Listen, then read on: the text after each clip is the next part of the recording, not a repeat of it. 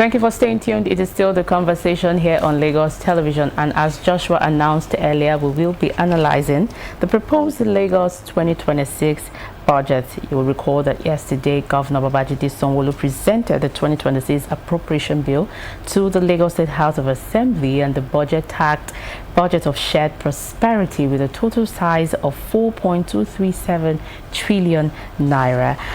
And the proposed budget seeks to build on 4 strategic pillars: a human-centered approach, modern infrastructure, a thriving economy, and effective governance. Joining us to do justice to this discourse, analyzing this proposed budget, is Taiwo Olakpade. He is a journalist and a social affairs commentator. Together, he'll help us understand what the budget means for everyday Lagosians, and of course explore the budget's priorities, how resources are distributed across sectors, and what residents should look out for in the coming year. You're welcome, sir. Thank you so much. Talking about residents, I just want to quickly chip in this. The budget tagged shared prosperity. Budget of shared prosperity means that all Lagosians, all residents, will have an average feel of the budget, as in they're going to see visible benefits beyond infrastructural activities. So I just wanted to clear that. So when Joshua said, well, why were they clapping? They had every they had every right to clap. All right, Mr. Olakpade, now let's come looking at the figure 4.237 trillion naira budget. In practical terms, and reading a news point this morning, it was recorded that it is the largest in the state's history. So looking at that figure, help us understand, what is that for you? When you heard it, what was your reaction? Okay, thank you very much. Let's start by looking at what exactly budget is all about. It's an estimate of spending for a particular period of time. We call it fiscal year. And it is customary that at every we're moving towards the end of November now, and which is also very nice that and this budget is coming early enough, as presented yesterday by Mr. Governor, Mr. Sanwo-Olu.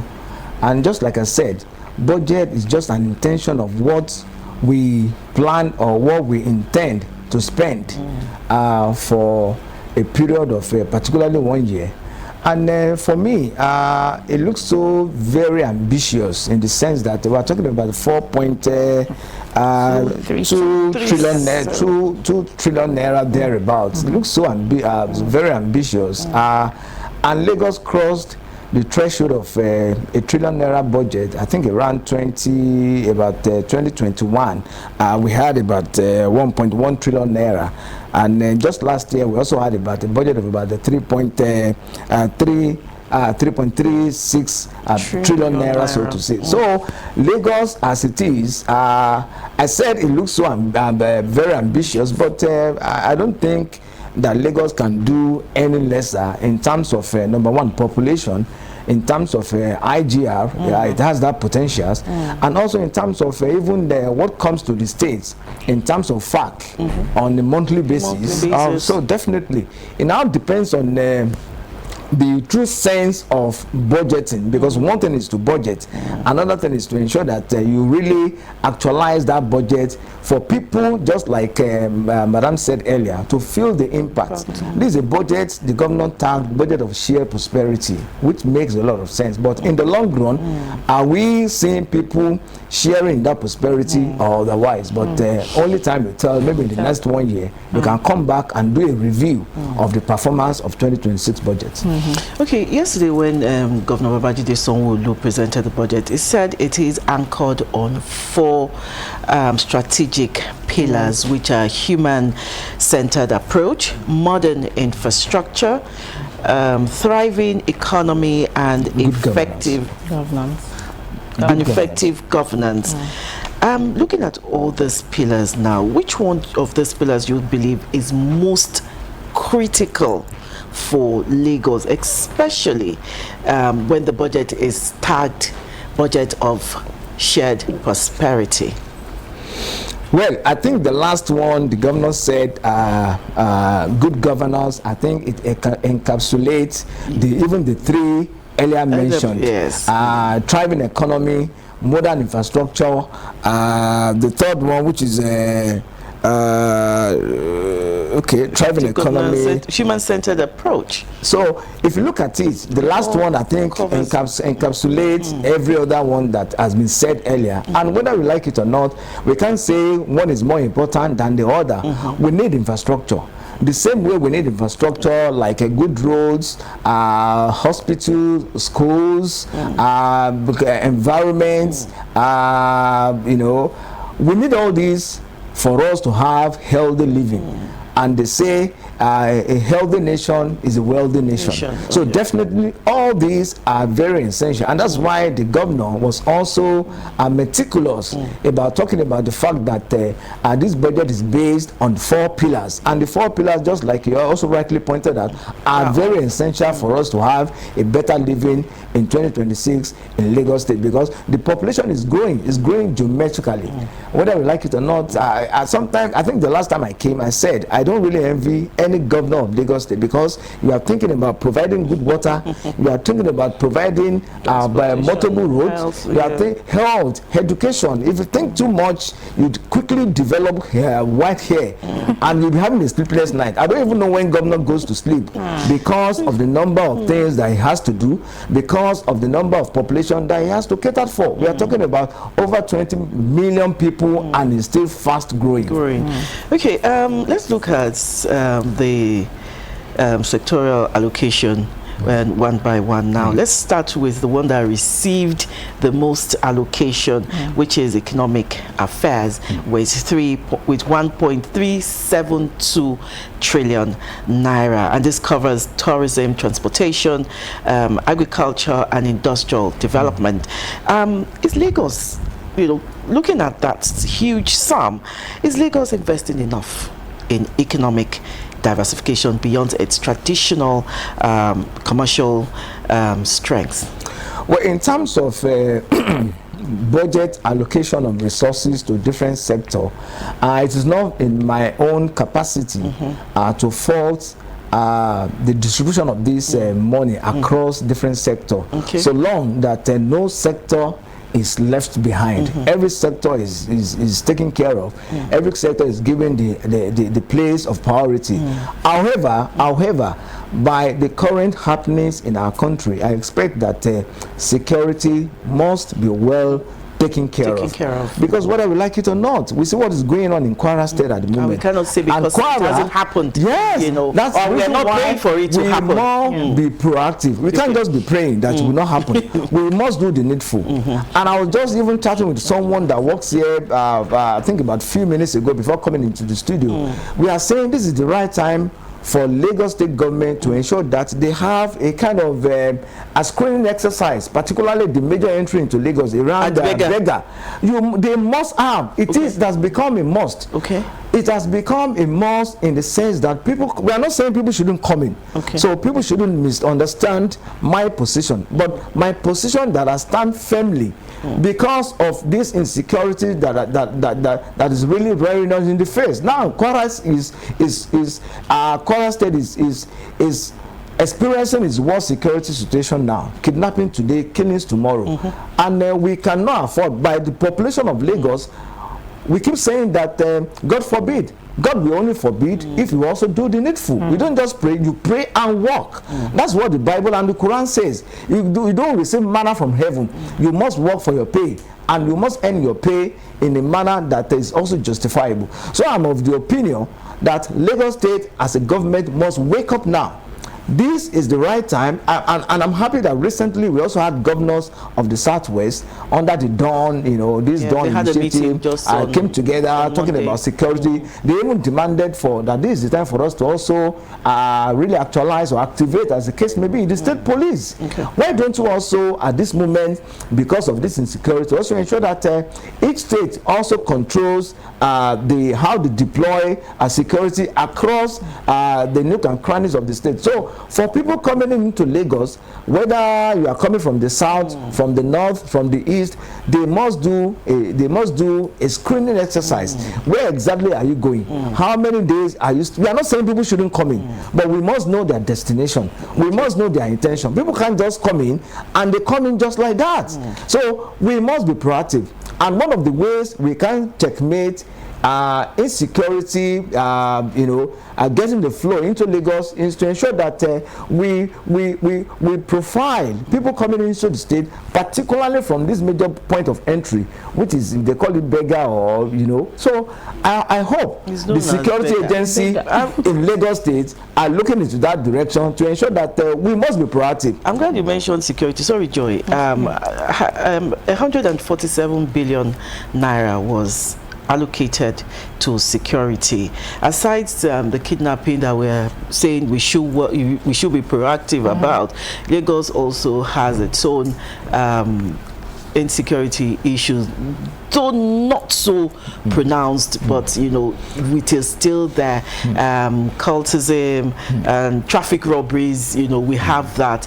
So allocating 147 billion naira to security, what is from a budget of about 4.2 trillion naira. Well, just like I said, I may not have the capacity to really fault that budget allocation per se, because before a budget estimate is also done, the governor must have also have a kind of back-end meeting with the commissioners. They also go on the budget retreats to the Ministry of Budgets. Yes, to also organize it. To also brainstorm on what the 2026 budget outlook should look like.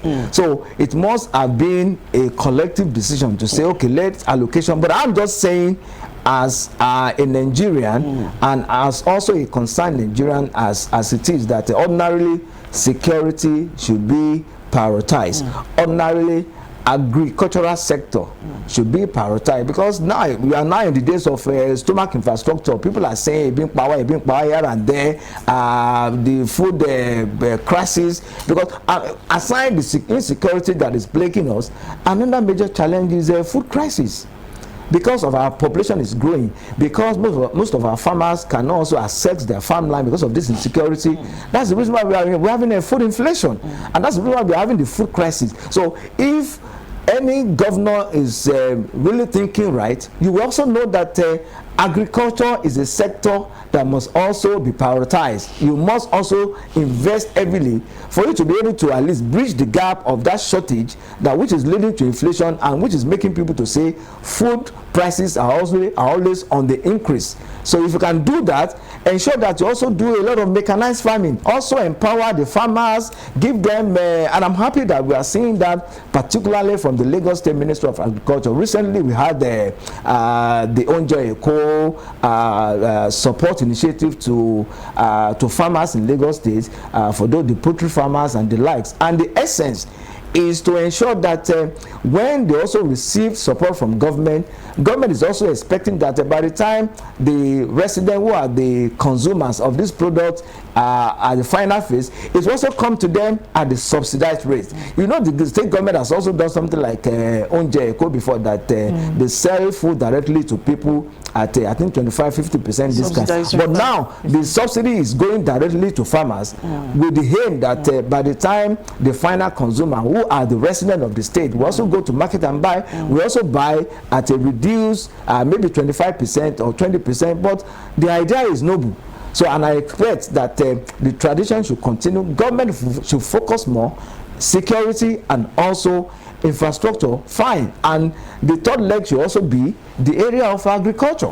Before we continue with the budget, when it comes to Lagos State government in agriculture, they started with a 5-year plan for farmers here in Lagos, and we also had the Mushi food hub. The food hub, yes, in Mushi. We're having more, so being commissioned very soon in some other part of the state, which will be commissioned. Yes. Thank you, Mr. Olakwade. And in terms of security, we have the LSTF, the Lagos State Security Trust Fund. Yes. I think Lagos State has been doing well in always been areas. Proactive when it comes to its sectors.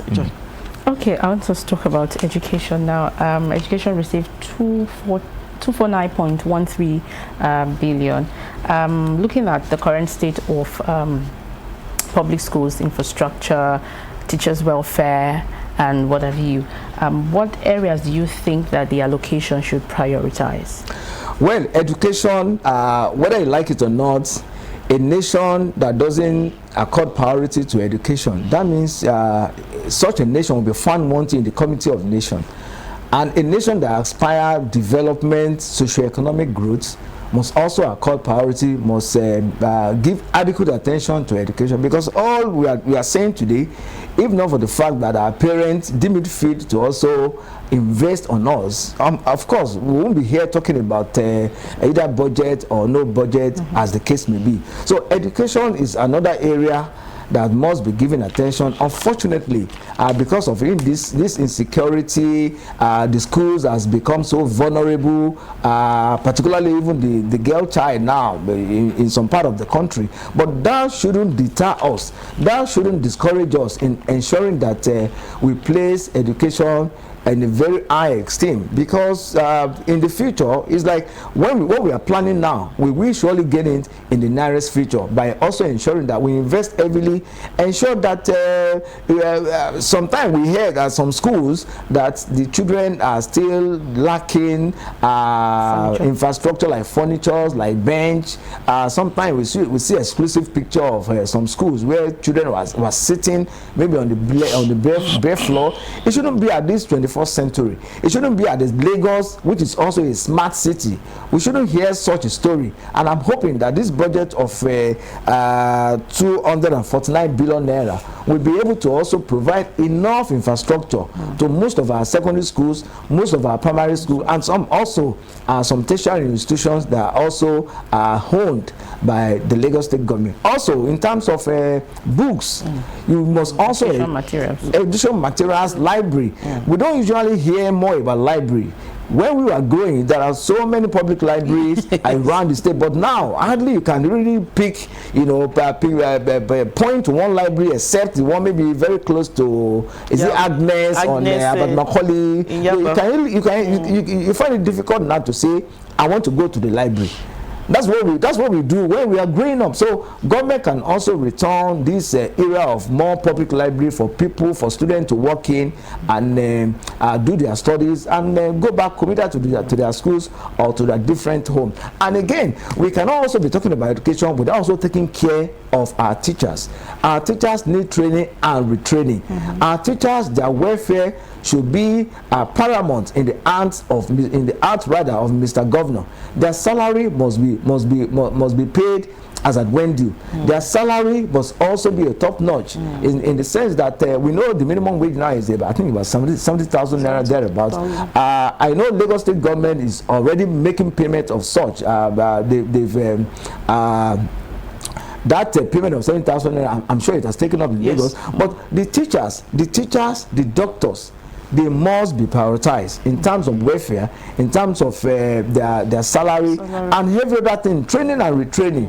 Because whether we like it or not, it's a dynamic world. Now we are in the era of social media, we're in the era of artificial intelligence. So our teachers must also be trained. They must also upgrade so that they won't be lacking behind in terms of also teaching the students as regards the modern technology in order to ensure that we also move with the community of nations and we flow in terms of what is going on around the world. Okay, still on the topic, analyzing proposed Lagos 2026 budget. Now, question about the IGR revenue. So it says that, where is it now? I wrote it down somewhere. Okay, the proposed IGR is about 3.12 trillion. And I was 4.2 trillion. I was reading something somewhere, and we were like, that means if you break it down into 12 months, taxes, levies and all that, and considering the current economic situation, Do you think that is achievable? Well, it is achievable in the sense that, you know, I said something when we are starting that something is to propose. That's what budget estimate is all about. It's just a proposed plan of what a government intends to spend for the next fiscal year, which is usually 1 year thereabout. So if the resident of Lagos can see the taxes and the levies, if they see it in action, and that's what levies collection or the payment of tax is all about. It's like you are pulling funds together to take care of particularly the vulnerables. And it's also expected that more people who earn more should also pay more. And that's what the federal government is also planning to do now, in order to take care of the vulnerables. People who earn more, people who have cars, let's also be specific, because the road infrastructure that government is providing, you that you have cars, you are making use of this road more than those who doesn't have cars but also commute on the road, maybe through Korope, Marua, buses, BRT and the likes. But you that you have a personal car, it is expected, and that's why when you are also doing your car registration and the like, you also pay a lot of money. This money, if in the long run the resident of Lagos can see this money put into action, who says we are not ready to pay? The same way we spoke about electricity supply, except for the fact that people were compelled to be on a band A, that it wasn't with our own intention, it was with our own submission. They just migrated people to band A, and before you know it, within the twinkling of an eye, the prepaid that you bought, it is gone. It is finished. Because there was, but we can say that the light is relatively stable. It's relatively, particularly where I live, and also I know in Lagos, but we are paying through our nose. So if people can see the levies, the taxes they are paying, they see it in action. Who says they are not ready to pay to pay more for it? But the unfortunate thing really is about we are paying more, but we are not getting more as we are paying from government. And they say to whom much is given, much is also expected. But do you think the new law, tax law that will start next year will, make a difference? Well, the new tax law expected to commence, I think maybe by January or thereabout 2026. Just like I said, the idea behind that review of the tax laws by Mr. President is to ensure that, particularly just like I said, those who earn more should also pay more. And they also plan to also correct this era of multiple taxation, because that's what people usually cry much about, that Lagos state government is collecting tax from me, local government is collecting, federal government is collecting. Some people who are also government on their own, they also claim to be collecting money. Of course, we have them around, even in Lagos, they collect on behalf of their own, and they claim that they are working for one local government or even for one state government. Do you know how many times that police have arrested people who are wearing fake police uniform, or who are wearing fake LASTMA uniform, and they portray to members of the public as if they work for LASTMA? Do you know how many times that we have also seen such a report that people are in uniform, but they are fake soldiers, or they are fake police, or they are fake LASTMA officials, and they use that to waylay members of the public, and they collect money from them, and they also claim that they are also collecting them this money or levies or tax, as the case may be, on behalf of the state government. That's even very common in most of the local government across Lagos, and that's what this new plan, this new tax law plans to reintegrate most of these levies, so that in the long run the era of multiple taxation or multiple levies can become a thing of the past in our society. Okay, another sector which is very important is the housing sector, and today what we have is agents have taken over housing in Nigeria, especially here in Lagos.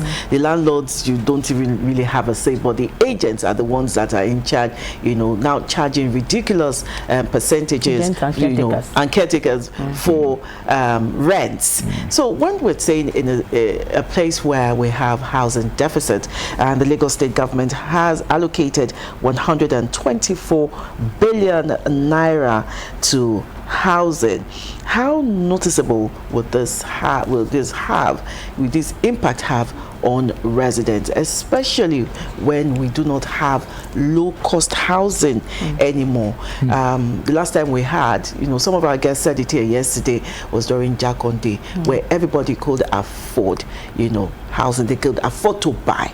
But most of the housing we're having today, you have to be a big man, and not just a big man, to be a very big man, you know, to afford those houses. And also consider that a lot of people are trooping into the states on a daily basis.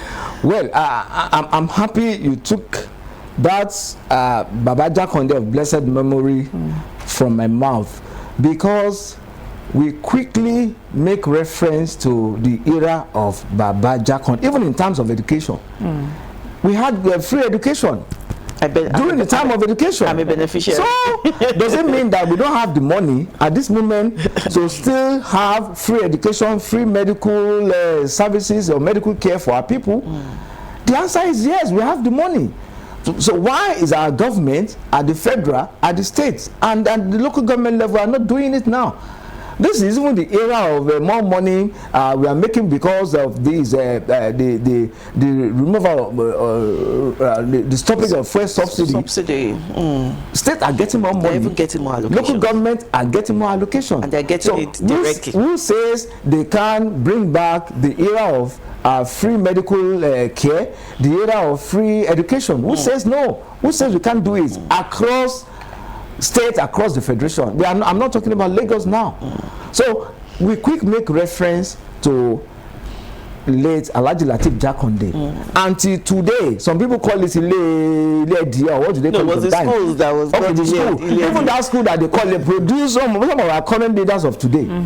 The school that they call Ile, whatever, they produce some of our current political leaders of today. True. Very true. We shouldn't be mentioning names. True. But in terms of housing, the legacy of Baba Jakonde, I don't know which government will come to erase that legacy. It's still a challenge. And you know how many years that Baba has left government?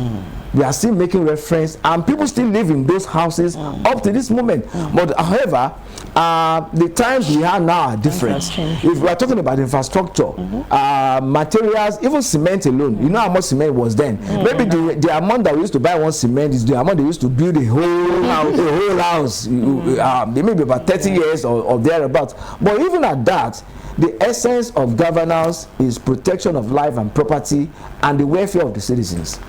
By our constitution, I think section 14 or thereabouts. Protection of life and property and the welfare of the citizens. So in terms of housing, is a big challenge, particularly in Lagos. And it may be difficult for government to really bridge the gap of this housing because of the intervention of these so-called agents. I'm not spoiling their market, but the way they charge commission, they call it commission and agent fee and the likes, commission and this other one, they call it commission fee. There's this other one they call. There's inspection fee. There's inspection fee. I know there's caution. Agency and agreement. Yes. Imagine that the house you want to rent for 1 year, say it's about 150,000 naira. Agreement and commission will be around about 200,000 naira. They will say agreement is 100,000. Commission is 100,000, and that is even more than the house you are renting. So I think the government, no, it's not a joke. That is what is obtainable in Lagos now. It is not a joke now, and people are finding it so difficult to cope. Because how could commission and agreement be more than the house rent? This is where the Lagos state government should come. Yes, the government should come in, but the government can only come in. The government can only come in by if the government is also living by their words. If the government is also practicing what they preach. Because even government at the point, you remember there was a time that some people said the rent should be on a monthly basis. And the landowners are saying that, okay, is the government that even talking about this? Are they also giving are they giving houses to people? Are they paying on a monthly basis? We are not. So if government is living by example, if government is showing the way, definitely it won't be too difficult for us to say, no. Our government is taking the lead. Our government is doing it, so we must also ensure that we compel or we enforce the landlords and the landowners to do so. But in the case that even to get, is that not what we said earlier on? To even to get government houses, except if there is a mortgage. And I remember vividly during the administration of former governor of Lagos State, Babatunde Fashola, all these Fashola houses that were built then, there was I think they also provided a mortgage that runs for about maybe 20-25 years. You pay a percentage, maybe like about 30%, the house is given to you, and you also get mortgage from the bank, and you also put that together.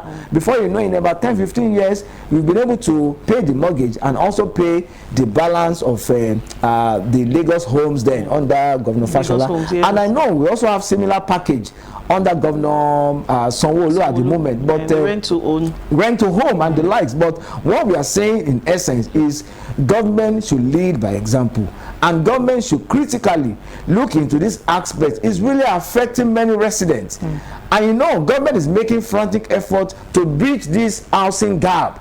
And that's why you see people sleeping, and you can imagine that this is smart Lagos. You see people sleep even in the city of New York. You see people, you see we call them destitute. They are everywhere around the world. In every big cities, go to Johannesburg, go to New York, South Africa, France, everywhere you see people. But it's very much, and it's very embarrassing, particularly here in Lagos. And if government must bridge that gap, ensure that people can live under the roof, they must also focus attention on these agents, we call them. I'm not spoiling their market, but I'm just saying the reality. How can they be charging 100% for commission, 100% for agreement? Some people say it's 200%. So for house that because there's no regulation. The government must look into that direction. But the government must also lead by example. Another very important sector. This one concerns us. Please, my colleagues, don't come for me. Mr. Governor mentioned that Lagos, secured about 1 trillion in new event. No, sorry, I'm sorry. I'm mixing it up here. Okay, I'm talking about the recurrent expenditure, and the figure here, I can't find it. I think it's about 1 trillion. Is it? They've not so sure. The recurrent expenditure. Okay, that also attracted a huge sum. When I get the sum, I'll let you know. And I'm saying my colleagues shouldn't come for me, because is it that the amounts they're paying for salaries, paying for wages, about 2.2 billion. 2.2 billion. That doesn't mean that trillion. It's about trillion. That why do you have such a huge budget? Do we have like a bloated civil service? Don't come for me. I just want to ask a question. I like the disclaimer. because when I saw that amount, when I saw that huge amount, I was like, why are you paying so much? And this recurrent expenditure has to do with salaries, allowances, office operations, maintenance. It's such a huge sum, and logistic. I know where you are heading to, and the bottom line is the best of the budget is the one that does not have much of borrowing to fund that budget. But sincerely, borrowing is also not a crime. But what becomes a crime is what you borrowed for. You didn't use that money for it. That's what becomes a crime. Borrowing, I repeat, it is not a crime to borrow. Sincerely. But in our climes, in our country, I'm not speaking for Lagos now, I'm speaking generally. It has become a tradition that our government is always quick to go and borrow, whether internally or external borrower. And in the long run, people will be asking questions that this money that has been borrowed, we can't see it in terms of human capital development or in terms of even infrastructural development. And that's when it becomes a crime that the money that has been borrowed has been diverted. So the best of the budget, I'm not an accountant, but I know that the best of the budget will be the one in which the money borrowed to finance the deficit, because you have the recurrent expenditure, you have the capital expenditure, and number one, the capital expenditure must also be higher than recurrent, because that's where you can see real development.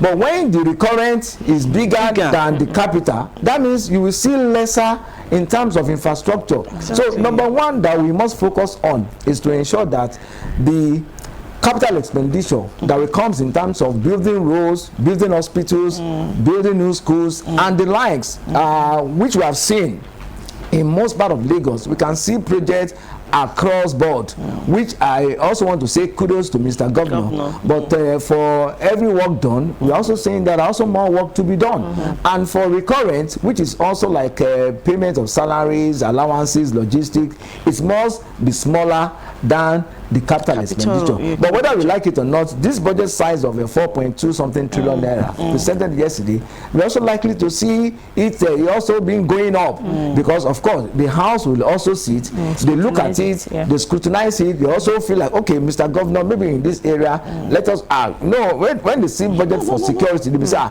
Mr. Governor, this security budget is too slow. Can we add 30 billion naira? Can we add 100 billion? So we are likely to see when this budget will now be sent back to Mr. Governor, it could have been pushed up to about maybe 4.5 trillion naira or thereabouts. So additionally, about 300 billion naira or 200 billion naira must have been added, whether we like it or not, which is also constitutional by the way budgets are also being prepared. But my point really is, number one, the capital expenditure must be higher. And the budget deficit, which will require that, okay, we spoke about what the government is expecting maybe for the next fiscal year of 12 months in terms of IGR. They know what will come to Lagos State as IGR. They know what will come to Lagos State in terms of federal allocation. So when that is put together, the remaining, which is lacking from this budget, is what we call the deficit. So they now determine budget getting the deficit either from internal borrowing or external borrowing. So we are saying in this essence that we should limit the level at which we borrow, because in the long run sometimes people do ask what we have borrowed, we don't really see it in action. And I'm saying this across board. I'm not saying this particularly for Lagos. As Nigeria, is a major concern for all of us, that most times when our government borrow money, what we hear is that they have borrowed. In the long run, we don't really see the physical benefits of that borrowing. Borrowing is not a crime. But for me, it becomes a crime when you borrow for something and the money is diverted, or you don't use it for the project in which the money is borrowed for. As we wrap up, building on seeing what the money is meant for, looking at the budget comprehensively now, looking at the size, at the allocations and the priorities, what are the key major areas where you are expecting to really see development, and where you're expecting that Lagosians would benefit from? Looking at the name again, budget of shared prosperity. Well, it's a good name that the governor has christened it, budget. And this, whether we like it or not, this look like the second to the last budget that Mr. Governor will present. The next one will be for 2027 budget. Okay, this is 2020. Okay, this is 2026. By heading of 2026, of course, we are already into a political. This is more or less the major budget before he exits the office. So we expect that the governor will do more, particularly in terms of human capital development. Because whether we like it or not, and I'm happy also, one of the 4 cardinal objectives that this budget is standing on, he mentioned it yesterday on the floor of the assembly, that the essence of the budget is to promote prosperity, and also a Lagos that the budget will benefit all residents of Lagos, thriving economy, good governance, and the like. So we expect that Lagosians will also hold Mr. Governor for his words, because that's what accountability is all about. That the Lagosians, as the governor made a promise on the Allo chamber of the Lagos House of Assembly yesterday, we must hold him firmly for his word. And we must also, this budget is not just for Mr. Governor to implement, we must also collectively, as residents of Lagos, as concerned residents of the state, must ensure that we follow this budget line by line, and we follow the implementation. Gone are the days that the budgets are hidden. If you go online now, you see the budget breakdown. So the civil society group, the media, the CDAs, the concerned residents, this is time for us to be the watchword or the watchdog, as the case may be, of this budget. Because in the long run, if this budget is well implemented, we will see that sheer prosperity. It will come to us. But if it goes the other way, by our own fault of also not performing our own civic duty and responsibility as enshrined in the 1999 Constitution as amended, of course, we will also be blaming ourselves for it, because whether we like it or not, Mr. Governor cannot do it alone. The House of Assembly cannot do it alone. It's a collective responsibility of those in government and we that they are leading to ensure that we also keep what? We keep tab. We beam our searchlights on every sector, on every, the governor must account for every kobo that comes to Lagos. And I'm saying it emphatically, we must ask questions. Gone are the days that we shy away from, because we don't ask questions. In the long run, we can't be complaining. Oh, Simba, we are not there. You're asking how was it distributed. So this is the time for us to also wake up from our slumber and ensure that the good governance that the governor promised on the allo chamber of the Lagos House of Assembly yesterday is delivered to all of us. Thank